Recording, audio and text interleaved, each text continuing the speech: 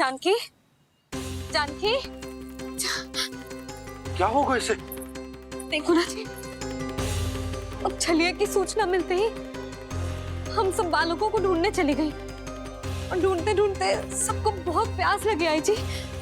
तो जानकी जमुना जी की नदी से जल लेने गई और उसने जमुना जी का पानी पिया और उसकी जेदशा हो गई। बालक कहाँ है? वो ठीक तो है ना? ऊपर ऊपर से सब ठीक है पर भीतर से बहुत भयभीत है सब। जानकी तो बिल्कुल नीली पड़ गई है, लग तो है विष फैल गया है इसको पूरे तन में। मथुरा के सर्वश्रेष्ठ विदेह जी को बुलाए गए हैं उसके उपचार के लिए। जैसे ही इसने जल को मुंह से लगाया, ये गिर पड़ी। चटपटाने का अवसर भी ना मिलो। हाँ वैद्य जी, और निकटी मृत पशु भी पड़े हुए थे। हाँ, मैंने भी अस्थियां देखी थी। इसका तो यही अर्थ हो सकता है कि समस्या वहाँ के जल में ही हो। वैद्य जी, आप रोगी की नाड़ी पे ध्यान दो ना। जे गोपिया क्या कह रही है उसे सुनने की आवश्यकता ना है। जब तक विष के कारण का पता नहीं चल जाता, हम उपचार कैसे कर सकते हैं रानी जी? जी, वो निकट ही यमुना जी में एक विशेष क्षेत्र है। ये सब उसी के जल की बात कर रहे हैं। तब तो ऐसा भी हो सकता है कि किसी विषैले सर्प के काटने का प्रभाव हो। पर सर्प के काटने का चिन्ह ना है उसके तन पे। सर्प जब काटतो है तब उसके दांत के चिन्ह बन जाते हैं। मुझे पता है, बड़े बड़े सर्प को काटते हुए देखो है मैंने। एक दिन अब बस कर उज्जवल, ये बड़ी बड़ी हाँकने का समय ना है। पर यदि सर्प ने ना काटा है, फिर जानकी की ये दशा किसने की? अवश्य किसी राक्षस ने की होगी। नाना, कोई विषैला पशु भी तो हो सकता है। यह अवश्य किसी महाविषैले सर्प के विष से हुआ है। सर्प ने भले ना काटा हो, लेकिन यह अवश्य ही किसी महाविषैले सर्प के विष के कारण हुआ है। कालिया नाग। कालिया नाग?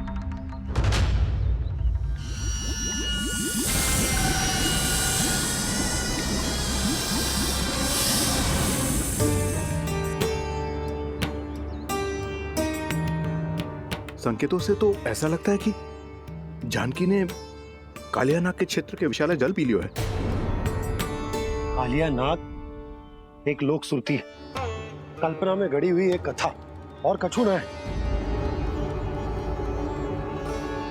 हमें जाके पता लगाना पड़ेगा। पर हमें वहां जाने से मना क्यों है ना बड़ों ने? उज्जवल सही कह रहे हो है। इस समय जानकी के स्वार्थ से अधिक महत्वपूर्ण और कछु ना है। जानकी हमारे लिए ही जलाने गई थी जी। ना मैं उसे जाने देती ना जैसा वो तो। वैद्य जी, आप शीघ्र कछु करो, कैसे भी कछु भी करो, पर इसके प्राण बचा लो। यशोदा, धैर्य रखो, श्री नारायण पर विश्वास रखो, वो सब ठीक कर देंगे।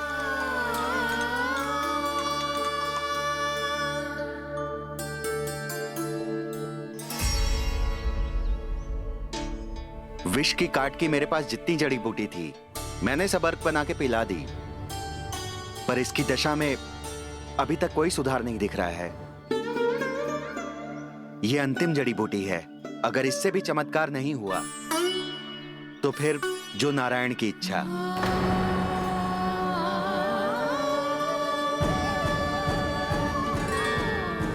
पर कोई तो उपाय होगा जानकी को बचाने का। कान्हा, यदि तुझे किसी औषधि के बारे में पता है, हमें बता दे, हम जाके ले आएंगे।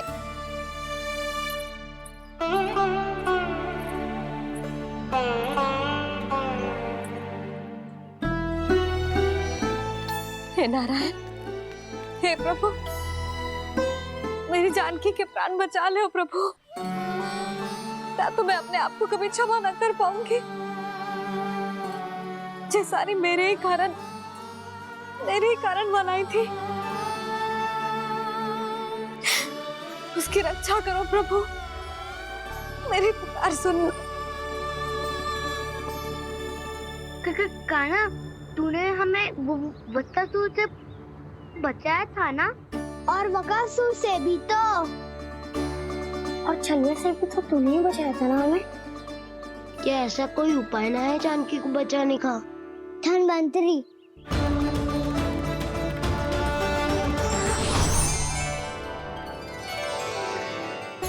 मैं आ गया हूं प्रभु, चिंता मत कीजिए, आपके आदेश का पालन अवश्य होगा। यशोदा मैया,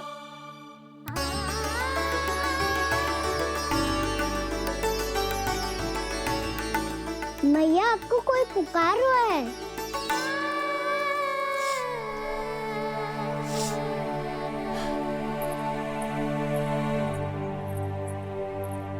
चिंता मत करो मैया, अब धन्वंतरी जी आ गए हैं और सब संभाल लेंगे। धन्वंतरी जी कौन है? जिन्होंने संसार का आयुर्वेद दिया, आरोग्य के देवता, वे श्री नारायण के अवतार।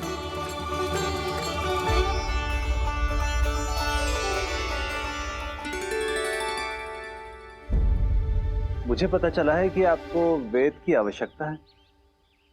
हाँ हाँ, भीतर आइए। आइए आइए बैठे जी। जी रहे। मथुरा का सर्वश्रेष्ठ वैद्य अर्थात मैं यहाँ आ चुका हूँ और रोगी को जितनी औषधि की आवश्यकता थी सब दे चुका हूँ। निश्चित रूप से आपने विष की काट के लिए बहुत ही उत्तम अर्क तैयार किया है, इसीलिए किसी और वैद्य की आवश्यकता नहीं है। किंतु आप अकेले कितना कुछ करेंगे वैद्यराज, मुझे अपना सहायक ही बना लीजिए। पर जो करना था मैं पहले ही कर चुका हूँ। हाँ, वो तो आप कर चुके हैं, बस रोगी के तन से विष निकालना शेष है ना वैद्यराज? हाँ हाँ, बस वही शेष है। इनके रक्त को विष रहित करने में मैं आपकी सहायता करूंगा। पहले ये संजीवनी मानी जाने वाली इन लाल फूलों की बूटी को भी घिसना है ना?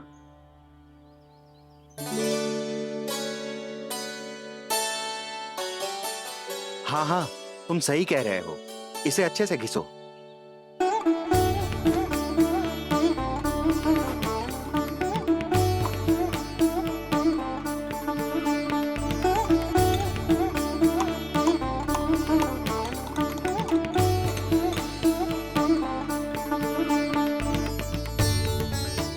और ये नीले फूलों को भी तो मिलाना है ना?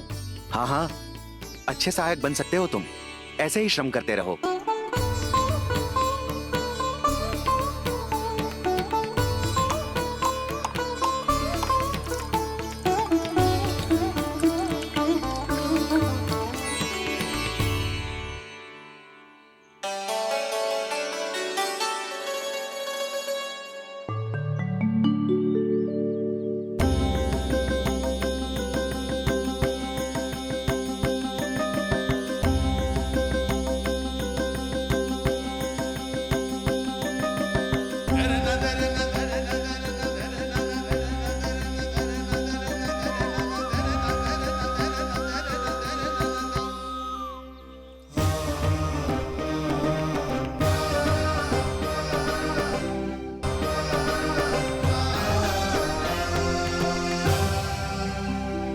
जानकी स्वस्थ तो हो जाएगी ना धन्वंतरी जी? धन्वंतरी? प्रभु, अब मैं क्या करूं? आपने तो स्वयं ही मेरी पहचान उजागर कर दी। जी क्या करो कान्हा? आप सब ऐसे क्यों देख रहे हो? भैया कहती है ना, सभी वैद्य धन्वंतरी जी का ही रूप होते हैं। वाह कृष्णा, चतुर तो हो तुम। वैसे वास्तविक धन्वंतरी मैं हूँ, मेरा अर्थ है वास्तविक वैद्य मैं हूँ। ये तो मेरा सहायक है, मुझे पूरा विश्वास है बिल्कुल ठीक हो जाएगी। वैसे ही थोड़े ना मुझे मथुरा का सर्वश्रेष्ठ वैद्य कहते हैं लोग।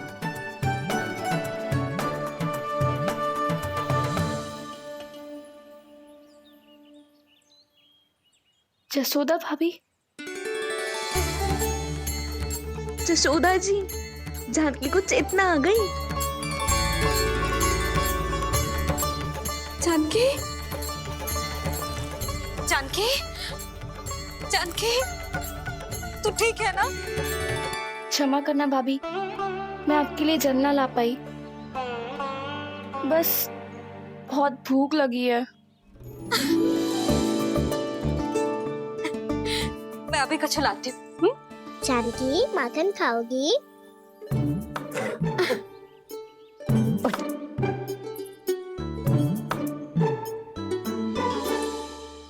आजा, तू ही खिला दे लल्ला।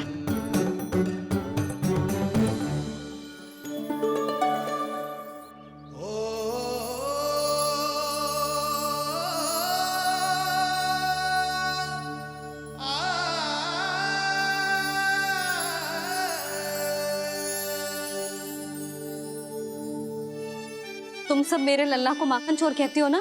आज देखो, अपना ही माखन जानकी को खिला रहे है।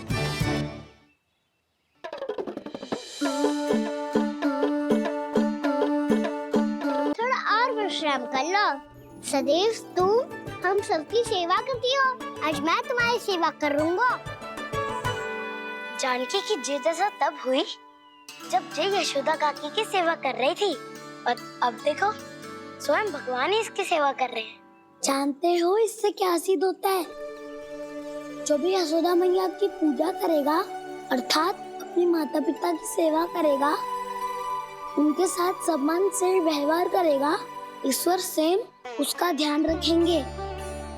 कभी धन्वंतरी के रूप में तो कभी स्वयं कान्हा के रूप में। भक्त और भगवान का देखो कैसा ये अनुराग, स्वयं करे सेवा प्रभु, अद्भुत गोपी का भाग्य। प्रभु इन सब पृथ्वीवासियों से कितना घुल मिल गए हैं। ना तो ये प्रभु को भगवान मानते हैं और ना ही प्रभु अपने आप को इनसे सर्वश्रेष्ठ समझते हैं। अपने आचरण से ये सिद्ध कर रहे हैं कि ये सभी में हैं और सभी इनका ही अंश है।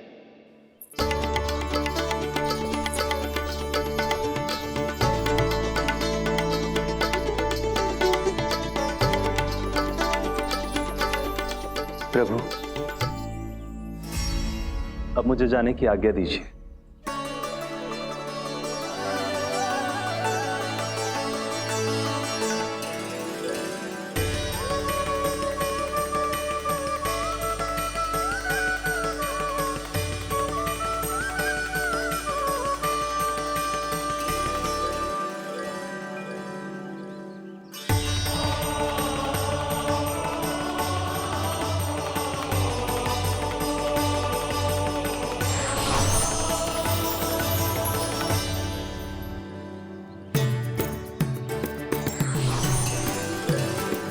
कान्हा ने तो सच्ची में धन्वंतरी जी को बुला लिया था।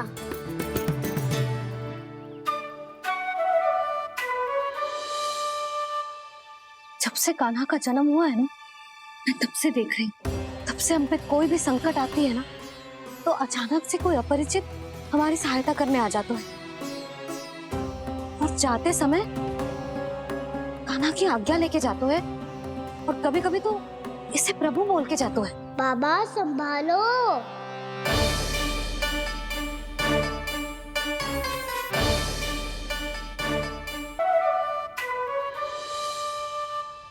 जब से कान्हा का जन्म हुआ है ना, मैं तब से देख रही हूँ, तब से हम पे कोई भी संकट आती है ना, तो अचानक से कोई अपरिचित हमारी सहायता करने आ जाते हैं, और जाते समय कान्हा की आज्ञा लेके जाते हैं, और कभी कभी तो इसे प्रभु बोल के जाते हैं। बाबा संभालो। यशोदा, इस जानकी को चढ़ो है और विचित्र विचार तुम्हारे मन में आ रहे। अरे सब जानते हैं कि हमारा परिवार राजसी, तुम्हें पता ना चलता हो पर हमारे कान्हा को सब राजकुमार ही समझते हैं देखकर। इसीलिए उसे सम्मान देने के लिए सब ऐसा ही करते हैं, और कोई बात ना है।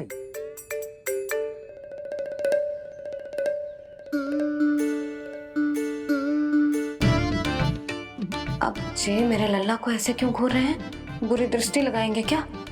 वैद्यराज जी, आपके सहायक तो गए, अब आप यहाँ क्यों? वो क्या है ना, मैं अपने रोगी का निरीक्षण करके पूरी तरह से संतुष्ट होकर ही जाता हूँ।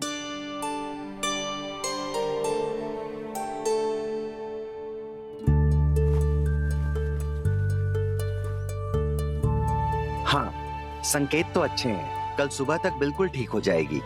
धन्यवाद वैद्य जी।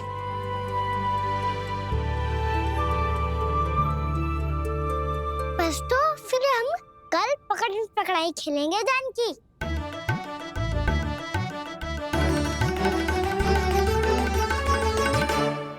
भानु, बंसी, जाकर उस क्षेत्र के चारों ओर बाड़ बनवा दो और वहां सूचना पट्ट भी लगा देना, ताकि जानकी के साथ जो हुआ है वो किसी और के साथ ना हो।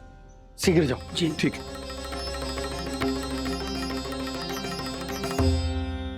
और सूचना पट लगवाने से समस्या का समाधान नहीं होगा बाबा। निर्दोष पशु सूचना पट देखकर भी कुछ समझ नहीं पाएंगे।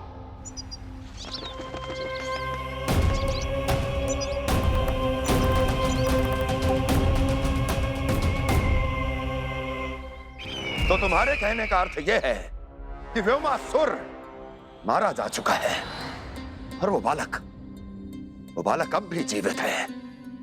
हाँ महाराज, मैंने गोप बालकों को कहते सुना था कि कृष्ण ने छलिया को मोक्ष दे दिया है, पर वृंदावन सुरक्षित नहीं है महाराज।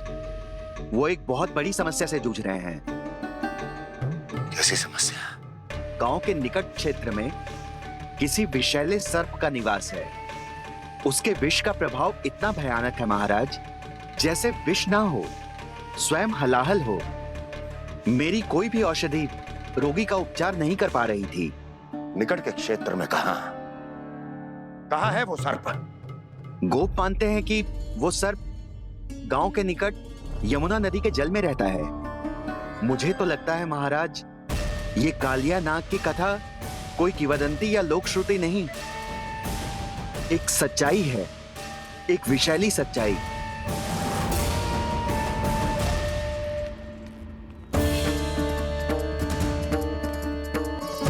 कालिया का सामना करने का समय आ गया है, पर उससे पहले मुझे बुलाना होगा उन्हें।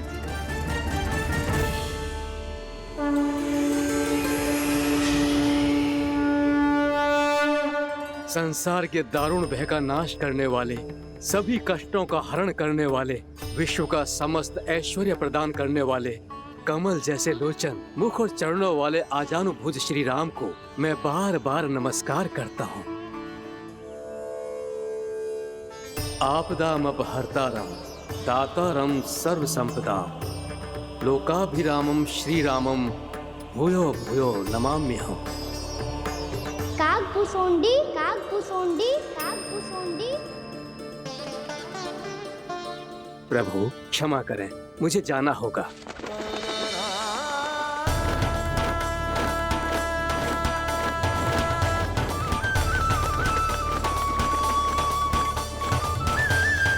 प्रणाम प्रभु। अनेक बार मैं आपके दर्शनों के लिए आया प्रभु। कभी नंद भवन के झरोखों से आपके दर्शन करके चला जाता था, तो कभी दूर किसी वृक्ष की आड़ से आपको निहार लिया करता था। आज आपने स्वयं मुझे बुलाकर धन्य कर दिया प्रभु।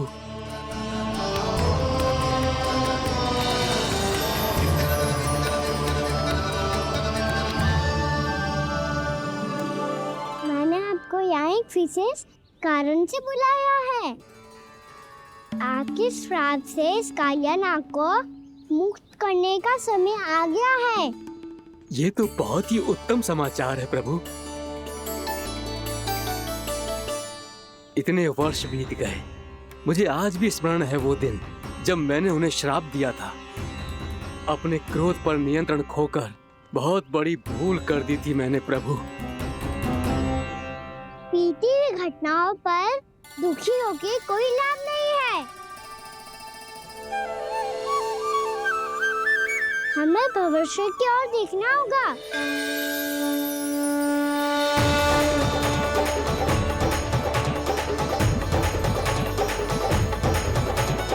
आदेश कीजिए प्रभु, क्या आज्ञा है आपकी?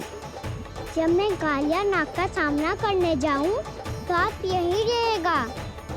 आपको अपने आप पता चल जाएगा कि कब क्या करना है। और हाँ, लौटते जाते समय नारद मुनि से कहिएगा, वो आकर मुझसे भेंट करे। अवश्य प्रभु, प्रणाम।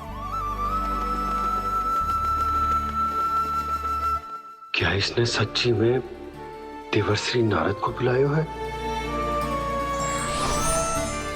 नारायण नारायण, आपको संदेश भेजने की आवश्यकता नहीं थी। आप स्मरण करते और मैं चला आता। तुम्हारा कल्याण हो नारद।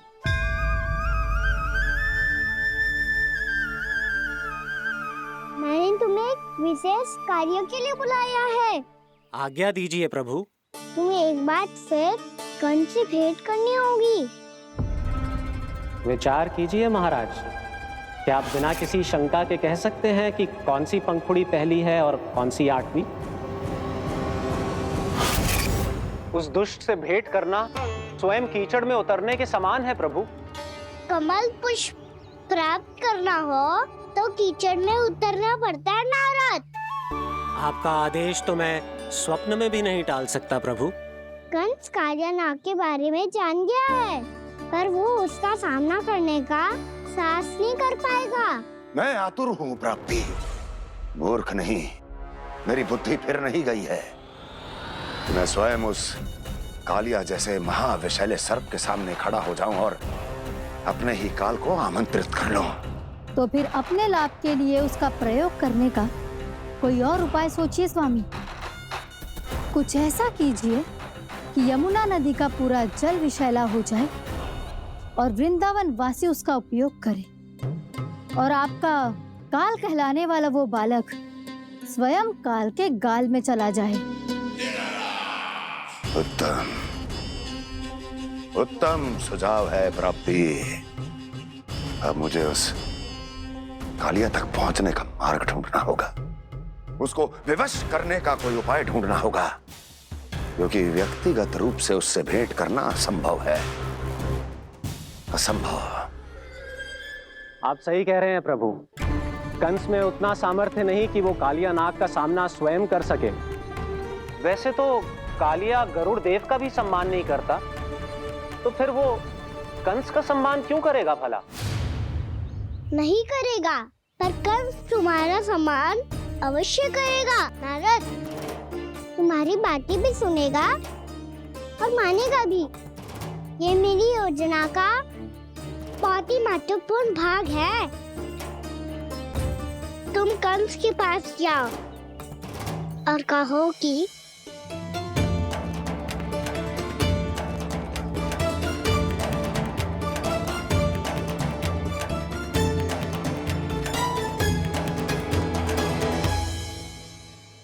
संतान अपने माता पिता को तीर्थ का सौभाग्य दिलाती, और मेरा लल्ला कितना महान कि उसने हमारे घर को ही तीर्थ बना दिया।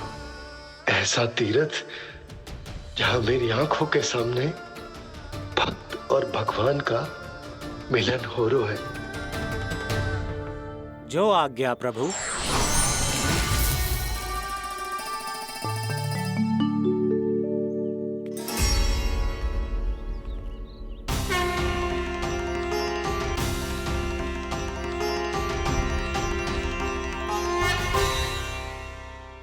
बाबा। कान्हा, ये सब क्या चल रहा है? पहले काक भुसुंडी जी और फिर जे नारद जी। क्या योजना बना रहे हो तुम? कान्हा, बताना लल्ला, क्या सोच रहे तू? कान्हा देख, अगर तुझे अपने बाबा को ना बताना हो ना, अपने भक्त को बता दे। क्या सोच रहे हो लल्ला?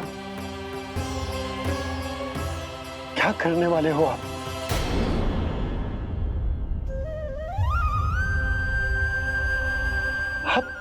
आप इतने दुखी क्यों हो? कान्हा, कान्हा, क्या होगा? क्योंकि मुझे आभास हो गया है बाबा, समय आने वाला है। कौन सा समय आने वाला है लल्ला? इसीलिए सब कुछ बदलने वाला है। भैया को मेरा सत्य पता चल जाएगा बाबा।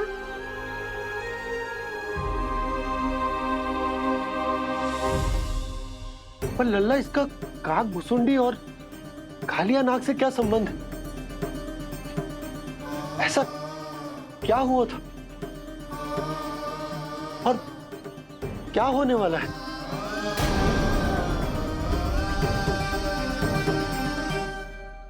जो होने वाला है बाबा, उसका संबंध उससे है जो सैकड़ों वर्ष पहले हुआ था। महर्षि भृगु के एक वंशज थे वेद शिरोमणि, जो विंध्याचल की पहाड़ियों में साधना कर रहे थे। तभी वहाँ अश्वशिरा नाम के एक दूसरे मुनि आमंत्रण के बिना ही आ गए। कितना सुंदर और शांतिपूर्ण आश्रम है। यहाँ प्रभु की साधना करने में बहुत आनंद आएगा। शीघ्र ही अश्वशिरा मुनि उपस्थिति के कारण होने वाले व्यवधान से बाध्य होकर वेद शिरोमणि ने अपनी आंखें खोली। कौन हो तुम और यहाँ क्या कर रहे हो? आपके आश्रम में बहुत शांति है मुनिवर। साधना करने के लिए बहुत ही उत्तम स्थान है ये। मैं चाहता हूँ कि मैं भी यहाँ। आप यहाँ साधना करना चाहते हैं, लेकिन इतना भी नहीं जानते कि किसी के आश्रम में प्रवेश करने से पहले उसकी आज्ञा लेनी चाहिए।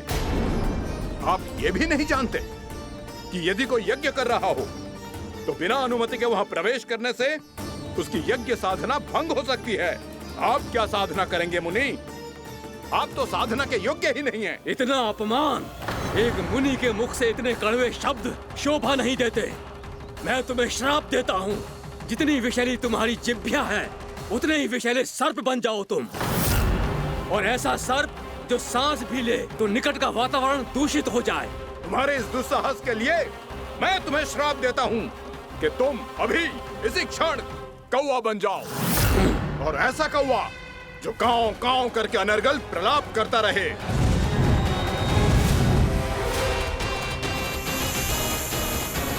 ये मैंने क्या किया? ये मैंने क्या किया? क्रोध के कारण दोनों ने एक दूसरे को श्राप दे दिया। पर दोनों ही मेरे भक्त थे, और भगवान होकर मैं अपने भक्तों को इतनी कठिनाई में कैसे देख सकता था। इसीलिए जिस संकट में उन दोनों ने अपने आप को फंसा लिया था, उसका समाधान करने में मैं उनके पास गया।